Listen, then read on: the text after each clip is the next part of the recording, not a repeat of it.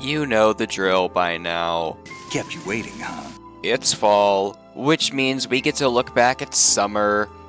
It was hot. We got very important things to talk about, though, like what did I think of Superman or Donkey Kong? Truly pressing questions that we will get to. First of all, though, I am incredibly sorry that there weren't more videos over the summer like I promised. I got lazy. Again. It will happen again with how horribly unbalanced my life is, unfortunately. One of these days I'll buy a new mic though, and that'll probably motivate me to do more.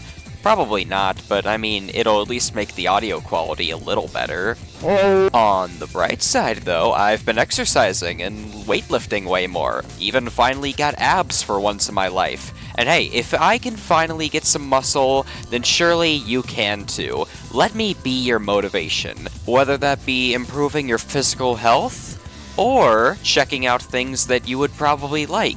But before we get to stuff you'd probably like, I want to start by asking an important question.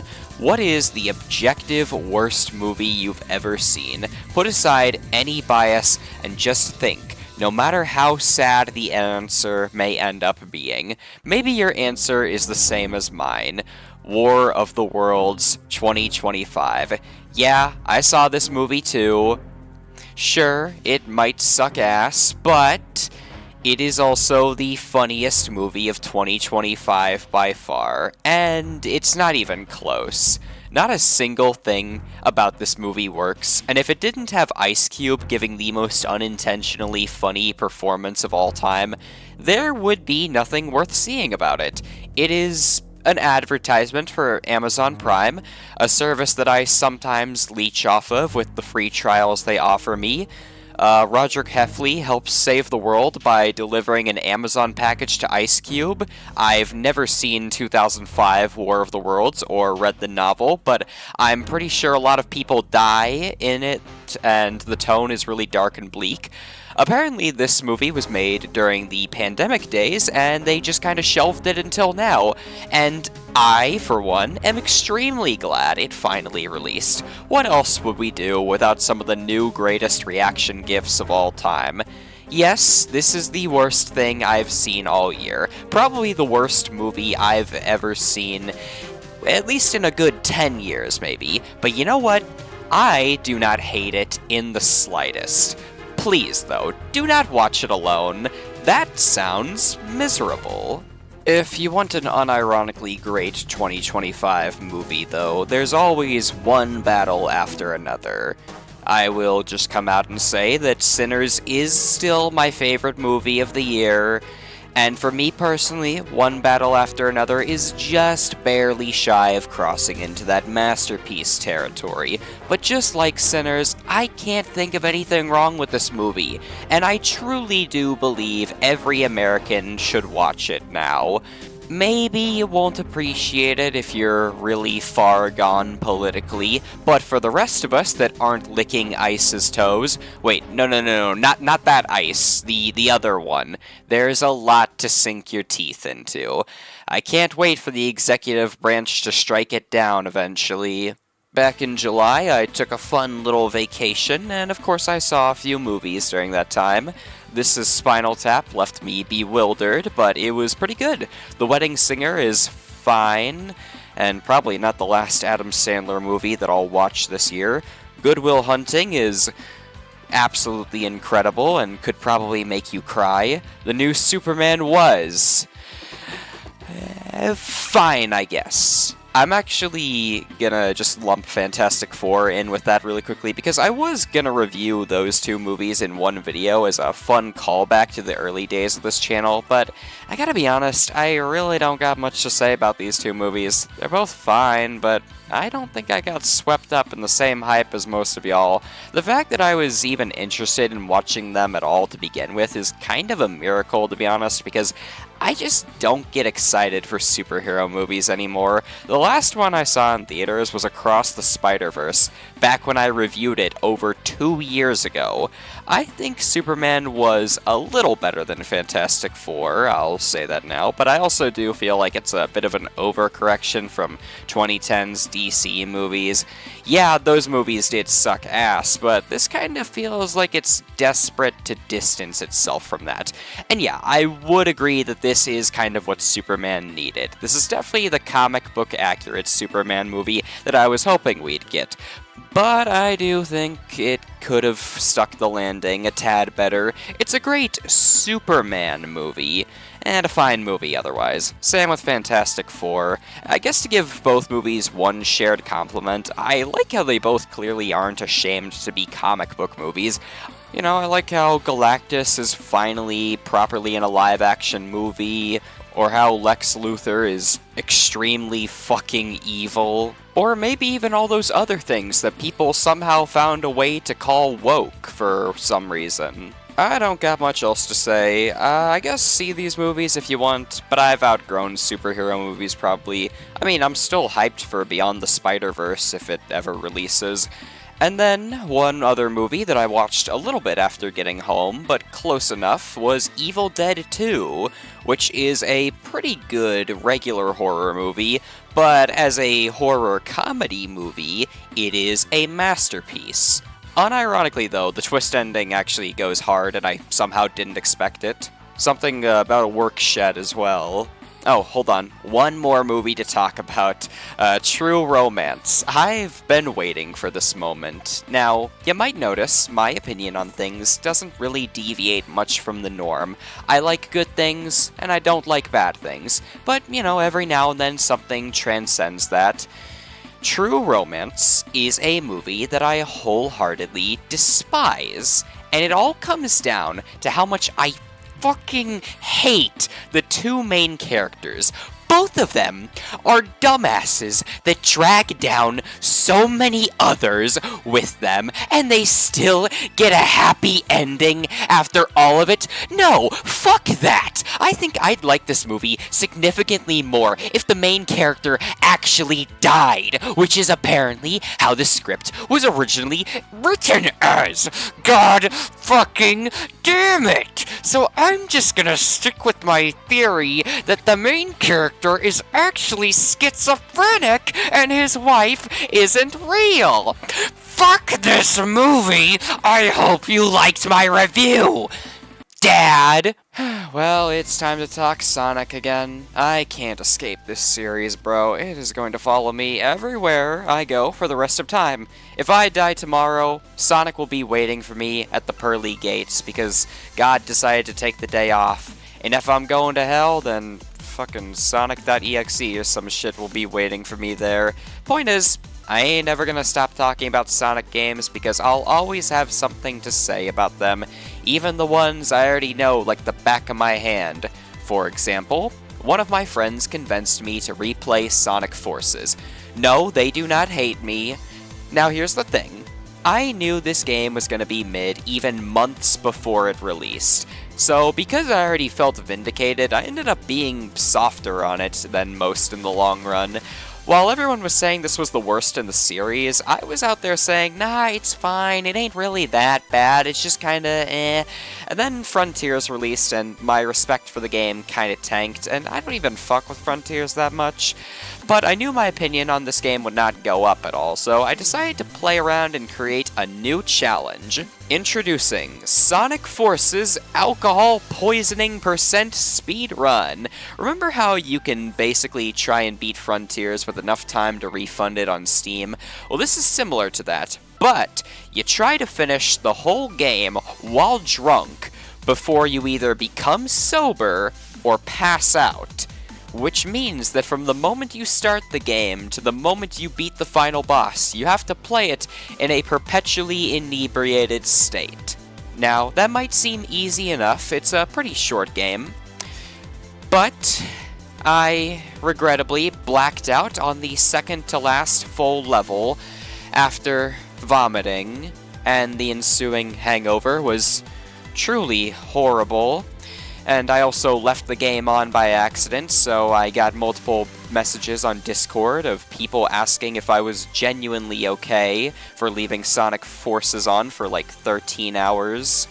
I was beyond pissed about this, and one of the only things I can remember about that night was telling my accompanying friend to insist that I gave the game a 4 out of 10 when I'm done, no matter what. So you know, I may as well respect the wishes of Drunk Glass. Fuck you, Sonic Forces. The only thing good to come out of this whole experience was restarting my sobriety streak, which I've actually been doing pretty great with lately.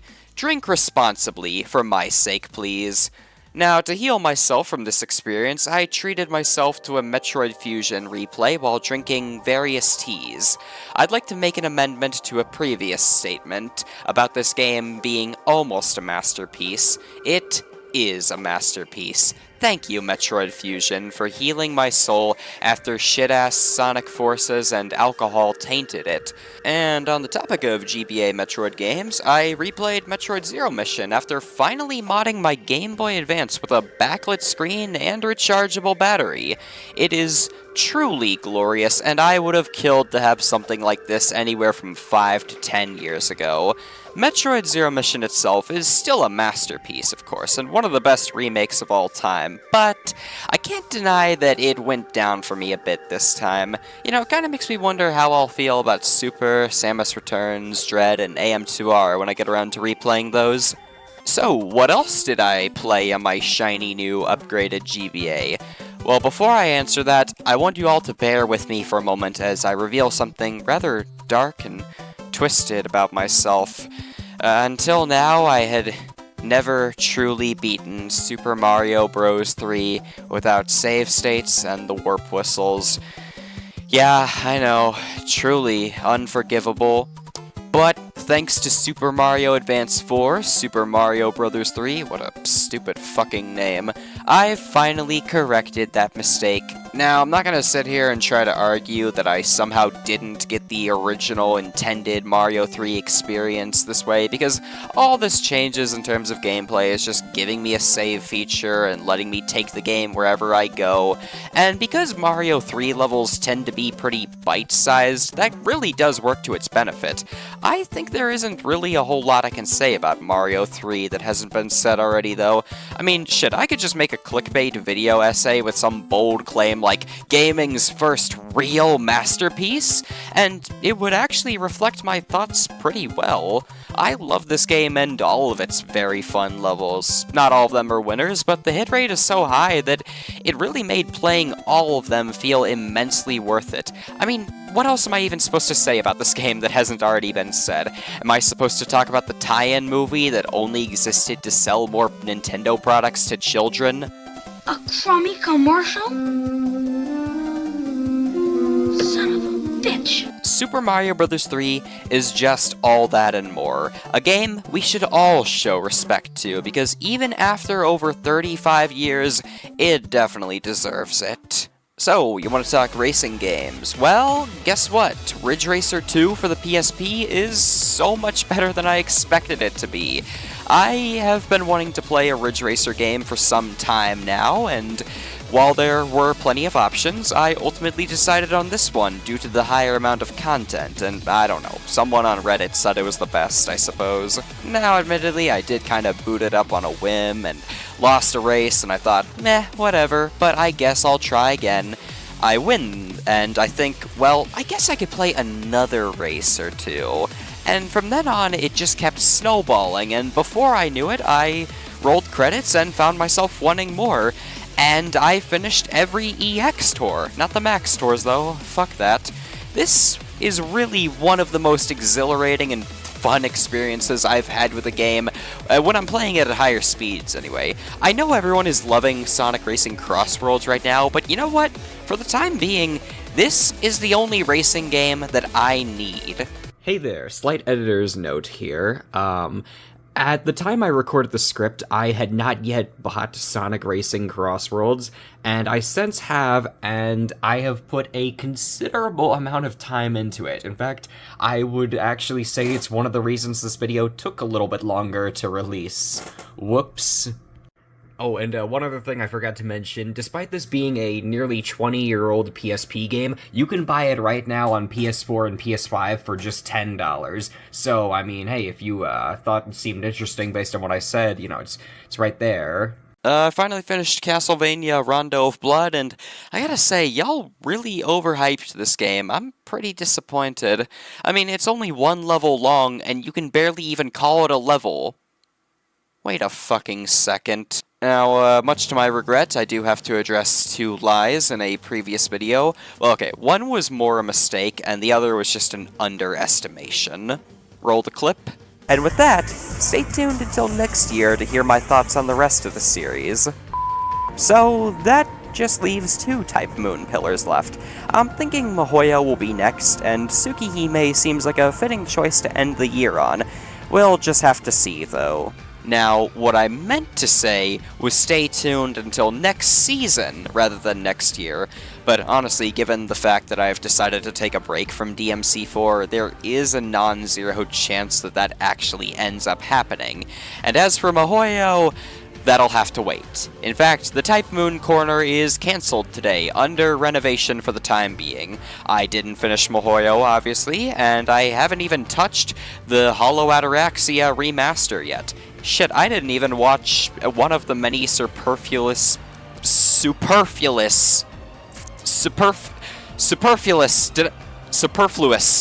I... Fuck, did I say that correctly? Superfluous. Okay, superfluous Fate anime in the meantime. Oh wait, hold on, I did get around to one Devil May Cry thing, actually. The anime. Oh, no, not that one. That isn't an anime. This is an anime. Yeah, released in 2007 by a madhouse in their prime. This should be right up my alley, and yet, it's fine, I guess. To give it a big compliment right out the gate, the characterization is immaculately on point. This is my favorite version of Dante so far, and the other characters are all great too. If the show didn't have that going for it, there would be nothing worthwhile about it. The plot structure of Monster of the Week Odd Jobs is fine and all, but at a certain point it kinda just becomes too samey and boring, and as a result I really just don't have much to say here. I mean, if I really wanted to ramble about a mid-2000s madhouse anime, then I'd just start talking about Black Lagoon. I'm just gonna start talking about Black Lagoon. Black Lagoon was a impulse watch that I felt I needed, and I ended up binging the whole thing in under a week, which has become increasingly rare for me when it comes to shows with more or even less than 12 to 13 episodes. Shit goes hard, what can I say? Let's see here, what are the usual points? Kinda like Cowboy Bebop without the sci-fi, and even more vulgar and edgy, like if Quentin Tarantino made an anime. Roberta is hot as fuck. Ah, right, the ending. I don't really know how to feel about it, and that isn't entirely the anime's fault because it was made well before the manga ended. In fact, the manga still hasn't ended to this day, which I can understand after learning about the creator's battles with depression. It does kind of put the anime in a lose-lose scenario though, because who's to say if it'll ever see something like a remake or a new season? I mean, I guess if Spice and Wolf can, anything is possible. But yeah, I just really don't know how to feel about the show itself ends. And that goes for both the normal season and the Roberta-focused OVA. Hell, I'm even more unsure about how to feel about those particular episodes. I don't even know how to feel about Roberta after watching them. I like Fabiola though, she's great. So I guess in summary, Black Lagoon is pretty great. But it could have been truly amazing if it had stuck the landing just a little bit better. Now, one day after getting home from a pretty shitty day at work, I decided to browse the eShop and came across a game on sale for a few dollars called What Comes After. Oh wait, hold up, it's from the creator of Coffee Talk? Say no more, I'm in. You know those never kill yourself memes? This is kind of like if those were personified into a video game. Yes, it is only an hour long, but it is a very sweet and meaningful hour. A bit preachy and ham-fisted at times, but I would say it does its job well. I like these shorter, small-budget games with meaningful things to say. They're just neat. Although, I did admittedly bounce off of Afterlove EP, which, I will definitely get back to, because I have had my eye on that game for quite some time, but not today. Now, how about something with a much, much bigger budget, though? New Donkey Kong game for the first time in over 11 fucking years, oh lord. As soon as DK Bananza dropped, I saw so many people immediately jump to say it makes Mario Odyssey look like a joke in comparison and was one of the best 3D platformers ever crafted. And I'm with y'all on it being an amazing game. I really enjoyed it, but also, I think I still kinda prefer Odyssey, Forgotten Land, and Astrobot. Do with that info what you so please, but that's just how I feel. Once I finished it, I was actually kinda just fine leaving it as is, not going for 100% or anything. In fact, it actually took a while for the game to truly click with me. The gameplay loop just wasn't hitting as hard until it sorta clicked into place towards the end. And it goes without saying that the finale is immaculate. Now, while I didn't think Bananza was quite a Game of the Year masterpiece worthy of 10s across the board, I would absolutely recommend it to anyone as their first Switch 2 exclusive, especially if you don't care much about Mario Kart. Alright, let's talk about some more video games. So, towards the end of summer break, I invited a friend over for an afternoon, and we played through the entirety of both the Ninja Savior's Return of the Warriors and Contra 1 for the NES. Now, both of these games, I will fully admit, I am trash at, but I would absolutely love to get better at them because they are incredible. The Ninja Saviors is absolutely my kind of game, and Contra is just a classic for good reason. Granted, we did use the Konami code to beat Contra, but you know what? You did too on your first full playthrough, right? Don't lie to me. I'll know. And speaking of 80s games and ninjas, I decided to play through the entirety of the original arcade version of Shinobi in preparation for Art of Vengeance. I would not have beaten it without cheating a bit and using a save state at the start of the 5th mission, because fuck redoing the entire game just to get another shot at it, and I also just hate the mechanic of dying in one hit. I am extremely mistake-prone under pressure, and that just makes things really less fun. But in spite of those two glaring issues for me, I really liked Shinobi 1. It is a ton of fun to play, even by today's standards, and if I had to make a bold claim, might be my favorite 80s arcade game I've ever played. So then, how about Shinobi Art of Vengeance? Yeah, no kidding, this might be my favorite game of 2025, out of the ones I've beaten so far anyway, and a huge chunk of that is just entirely thanks to how fun the combat and movement is. I wouldn't have happily gone for 100% if this wasn't the case, and I'd highly recommend doing the same if you decide to play this game. And hey, it goes without saying that the music is incredible, much like most Sega games. When I saw in the credits that T. Lopes composed the soundtrack, I immediately thought, oh yeah, that makes sense. Sega's really got this man in their back pocket ready for anything. Not that that's a bad thing, of course. While I've yet to play every Lizard Cube game, it's actually pretty impressive how they've now taken two older Sega franchises and crafted games I thoroughly loved out of them, and I am beyond excited for whatever series this team has up their sleeves next. Maybe Ristar or Altered Beast? Holy shit, can you imagine a Sonic game in their signature art style? So, in terms of stuff I got around to but didn't finish yet, there's even more than last time probably, but I am not going to go over all of it. But here is what stuck out to me most. If I was to plug Ancient Roman Power of the Dark Side into my 5-year games ranking video, you know where it would probably end up? Second to last, just ahead of Sonic 1 GBA. But I'll be damned, that abysmal dog shit sure does have some soul. Like, you can tell they wanted to make something that they thought could be special. It just, lacked every bit of resource necessary. No, the title for my least favorite game I've ever played now is actually going to a different game for the first time in over 5 years. That's right, Sonic 1 for the Game Boy Advance has in fact finally been dethroned by none other than the first ever canonically lesbian Fire Emblem character? What? So, Fire Emblem Shadows, Shadow dropped one night, and I think I hate every fiber of this game's being. I've never been this hyperbolic about a game in my entire life, and I am the same individual who stood up for years to defend Fire Emblem Fates Revelations. It's like every... I don't even know how to describe it. It's like every aspect of this game was scientifically engineered to make me despise it. Like, the only thing that I like about it is Uma Musume Lin. That's really funny, actually. Well, at least Fortune's Weave looks pretty cool. So, Hollow Knight Silksong finally dropped. Boy, did it ever. And you know what? It is incredible. But I feel my engagement with it has been kind of in fluctuation between feeling a little bit disappointed and being glued to the screen. I think it's been for the best that I put it on hold for a little bit, though.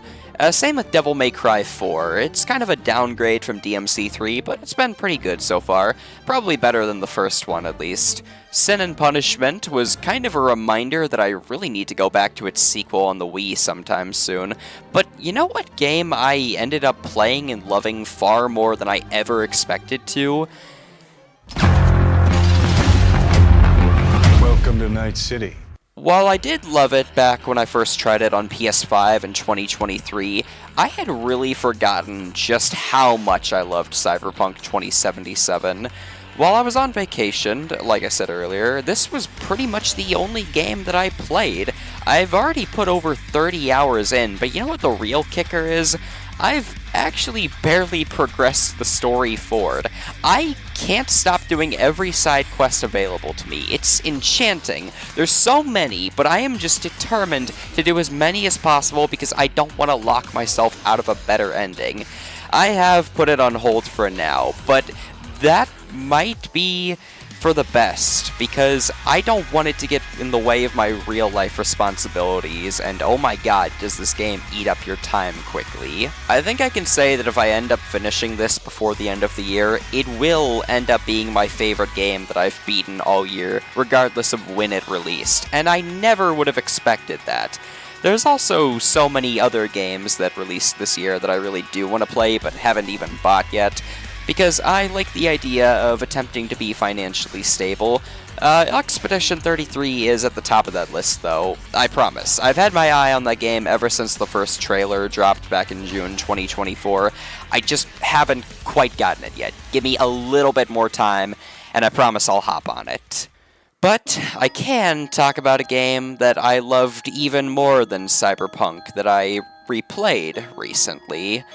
Undertale turned 10 years old just a few weeks ago, and I decided to replay it for the first time in about 9 years.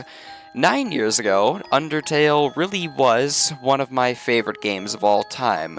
I replayed it so many times that I lost count, but I haven't played it in so long at this point.